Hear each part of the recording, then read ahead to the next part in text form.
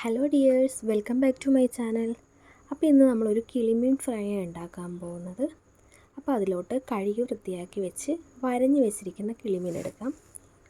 പിന്നെ നമുക്കതിൻ്റെ അകത്തേക്ക് ഒരു 1.5 ടീസ്പൂൺ മുളക് പൊടി, പിന്നെ അതിൻ്റെ അകത്തേക്ക് ഒരു കുറച്ച് മഞ്ഞൾപ്പൊടി കൂടി ഇട്ട് കൊടുക്കാം. പിന്നെ അതിൻ്റെ ആവശ്യത്തിനുള്ള നമുക്കൊരു ഉപ്പ് ചേർക്കാം. പിന്നെ അതിൻ്റെ അകത്ത് ഗരം മസാല, കുരുമുളക് പൊടി, നമ്മുടെ ഇതിന് ആവശ്യത്തിനുള്ള രീതിക്ക് നമുക്കെല്ലാം കൂടെ ചേർത്ത് അല്പം വെള്ളവും കൂടെ ഒഴിച്ച് നമുക്ക് നല്ലോണം മസാല ഒന്ന് പുരട്ടി വെക്കാവുന്നതാണ്.